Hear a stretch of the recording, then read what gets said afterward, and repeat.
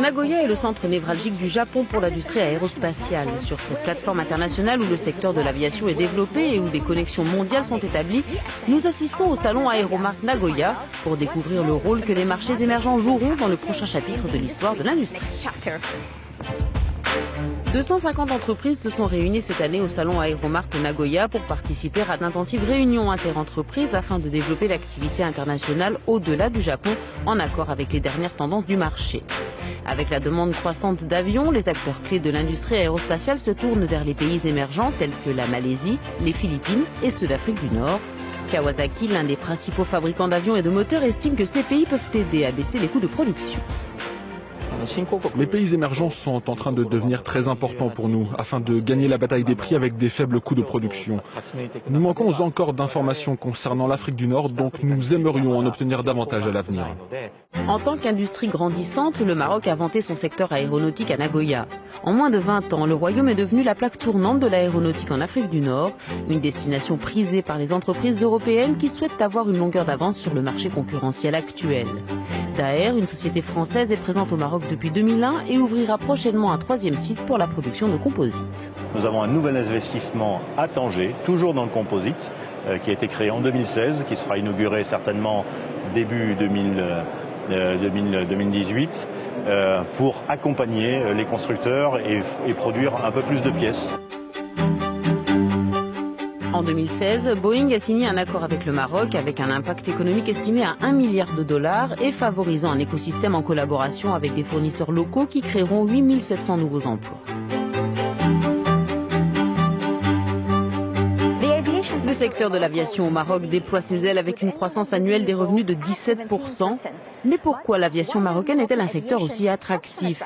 Pour obtenir des réponses, direction Casablanca. 6e ville aéronautique en termes de rentabilité, Casablanca abrite de nombreuses marques internationales. Safran, Thales, Excel Composites, etc. Nous avons visité Bombardier dans le parc industriel Midpark, zone franche située à côté de l'aéroport de Casablanca. C'est un site d'assemblage d'avions en activité depuis 4 ans et avec des projets d'expansion au Maroc. Nous faisons désormais partie de ce que vous appelez l'écosystème au Maroc.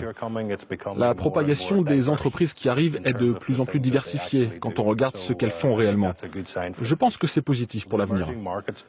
Les marchés émergents offrent une autre source de production de haute qualité que vous pouvez exploiter et qui donne la compétitivité dont nous avons besoin et que nos clients exigent. Ils veulent des coûts toujours plus bas pour une qualité sans cesse meilleure et c'est l'aviation. Donc je suis certain que vous ne pouvez pas faire sans les marchés émergents. À l'Institut des métiers de l'aéronautique, le personnel et les étudiants sont formés pour faire carrière dans le secteur de l'aérospatial. Cette année, environ 1400 Marocains rejoindront l'une des 130 entreprises des 4 écosystèmes aéronautiques: assemblage, système électrique, câblage et harnais, entretien, réparation et révision et ingénieur. GIMAS, le groupement des industries marocaines aéronautiques et spatiales, a lancé un cluster innovant afin d'intégrer plus d'impression 3D dans l'industrie. Le secteur emploie aujourd'hui plus de 11 000 salariés à des niveaux divers. Nos challenges dans les années à venir, c'est d'installer un écosystème ingénierie de R&D innovation très fort.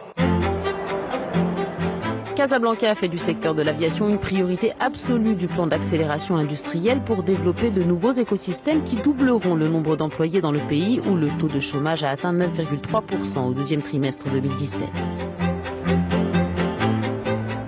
Nous avons lancé aujourd'hui 2 nouveaux écosystèmes.